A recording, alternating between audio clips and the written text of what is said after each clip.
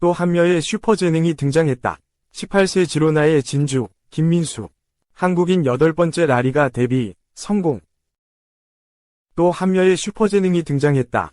지로나의 원더키드 2006년생 공격수 김민수, 18지로나가 주인공이다.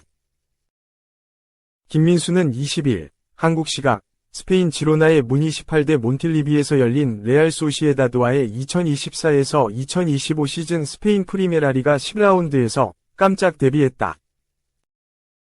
후반 27분 교체로 투입돼 그라운드를 누볐다. 한국인 선수가 프리메라리가에서 뛴 것은 이천수, 이호진, 박주영, 김영규, 이강인, 백승호, 기성용에 이어 8번째다. 김민수는 지로나가 애지중지 키운 슈퍼 유망주다. 김민수는 경기도 광주 선동초, 광주초를 거쳐 어린 시절 스페인에 넘어가 해외 생활을 시작했다. 2020년 시이 메르칸틸, CF담을 거친 김민수는 지난 2022년 지로나 U19, 19세 이하 팀에 합류했다.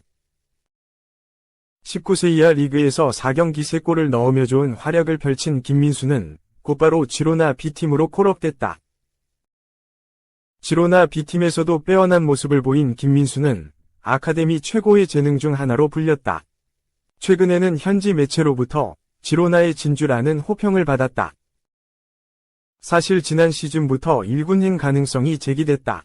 지난해 여름 프리시즌 명단에도 이름을 올리며 주목을 받았다. 하지만 넌 EU 규정에 발목이 잡혔다. 프리메라리가는 유럽연합, EU, 소속 국가 외 국적 선수들은 3명만 스쿼드에 넣을 수 있다. 김민수는 올 시즌에도 자신의 진가를 발휘했다. 올 시즌 유럽축구연맹 유스리그 페이노르트전에서 한 골 -1 도움을 올리며 스포르트로부터 김민수는 한 단계 높은 실력을 증명하고 있다. 그는 유스보다는 B팀 선수의 능력을 발휘했다는 극찬을 받았다. 최근 지로나 1군의 주전급 선수들이 줄부상으로 쓰러지며 기회를 받았다. 경기 전 미첼 감독은 21일 동안 7경기를 치르는데 선수가 부족하다. 아카데미에서 5명이 선수를 불러와야 한다고 했는데 그중 하나가 김민수였다.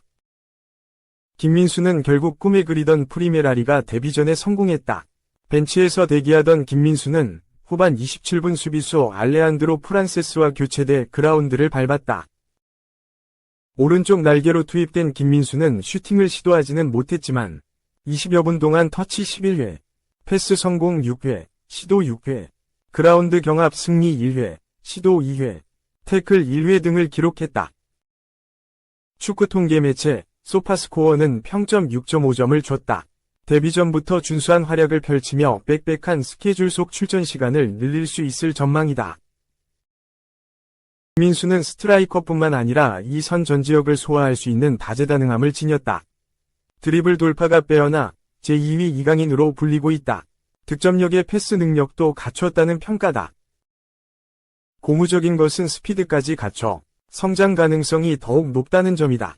최근 토트넘행을 확정지은 고등잉어 양민혁과 동갑내기로 기대만큼 성장한다면 대한민국 2선에 또 다른 힘을 불어넣을 전망이다. 한편 지로나는 전반 44분 미켈 오야르사발에게 허용한 득점을 만회하지 못하고 0대1로 패했다. 지로나는 이번 시즌 3승 3무 4패, 승점 12로 13위에 랭크됐다. 특히 김민수의 출전으로 쿠보 다케우사와의 미니 한일전이 펼쳐지기도 했다. 2. 황인범 영입 페이노르트, 지는 법을 잊었다. 월클 디마리아 버틴 벤피카 챔스 원정 경기서 3에서 1제압. 페이노르트, 네덜란드가 한국 국가대표 미드필더 황인범의 안정적인 활약을 앞세워 포르투갈 명문 벤피카를 원정에서 제압하며 챔피언스리그 2연승 행진을 이어갔다. 페이노르트는 24일 포르투갈 리스본의 이스타디우 다 루스에서 열린 2024에서 2025 시즌 유럽축구연맹 챔피언스리그 리그 페이즈 3차전에서 벤피카를 3에서 1로 꺾었다. 이날 중원을 지휘한 황인범은 완벽에 가까운 경기력을 선보였다. 안토니 밀란보, 퀸턴 팀버와 함께 견고한 삼각형을 구축하며 경기를 주도했고 벤피카의 강력한 압박 속에서도 침착한 볼 배급으로 팀의 공격을 이끌었다. 터치 46회, 패스 성공률 91%라는 인상적인 기록과 함께 롱패스 성공 3회, 유효 슈팅 1회, 드리블 성공 1회 등 존재감을 과시했다. 특히 수비 가담에서도 그라운드 경합 승리 4회, 태클 2회, 인터셉트 1회를 기록하며 공수양 면에서 맹활약했다. 전반 25분에는 황인범의 정확한 크로스가 다비드 한츠코의 슈팅으로 이어졌고, 비록 후속 득점이 비디오 판독 결과 취소됐지만 팀의 공격 전개에서 핵심적인 임무를 수행했다. 노르트는 전반 12분 일본인 공격수 오에다 아야세의 데뷔골로 포문을 열었다. 이어 전반 33분 밀란보가 추가골을 터뜨리며 승기를 잡았다. 후반 21분 아크티르콜루에게 실점을 허용했지만 후반 추가 시간 밀란보의 멀티골로 승부의 쇠기를 박았다. 황인범의 가세 이후 페이노르트의 상승세는 뚜렷하다. 첫 경기였던 챔피언스리그 레버쿠젠전 패배 이후 다른 팀으로 거듭났다. 네덜란드 에레디비시에서 3승 1무 무패 행진을 달리고 있으며 챔피언스리그에서도 2연승을 달렸다. 특히 황인범은 페이노르트 입단 후 모든 경기에서 풀타임을 소화하며 팀의 중원을 책임지고 있다. 에레디비시 4경기에서 한 골 1도움을 기록했고 챔피언스리그 3경기 모두 선발 출전하며 팀의 핵심 자원으로 자리매김했다. 이날 승리로 페이노르트는 공식전 4연승과 함께 6경기 무패 행진을 이어가게 됐다. 챔피언스리그에선 승점 6점, 2승 1패를 기록해 16위로 올라섰다. 자동 16강 진출권을 얻는 8위와 승점 차이는 1점으로 좁혔다. 경기 후 황인범은 정말 놀라운 팀이다. 리스본까지 와서 보내주신 원정 팬들의 응원에 감사드린다고 소감을 전했다. 한편 즈베즈다, 세르비아를 2에서 1로 꺾고 아틀레티코 마드리드, 스페인까지 4에서 0으로 제압하며 상승세를 탔던 벤피카는 이날 패배로 리그 페이지 첫 패배, 승점 6점을 기록하며 13위에 머물렀다.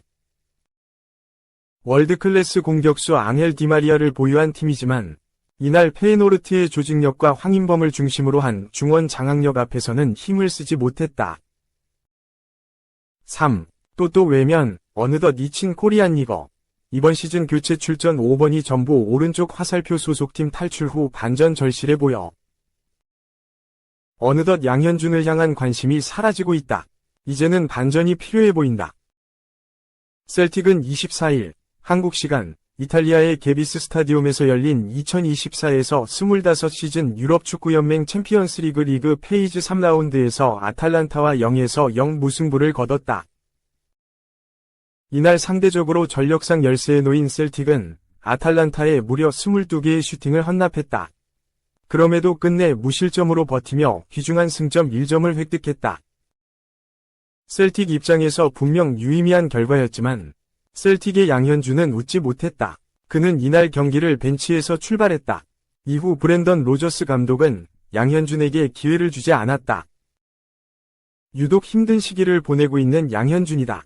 양현준은 이번 시즌 모든 대회에서 고작 5경기에 출전했다. 게다가 이 5경기는 전부 교체 출전이었다.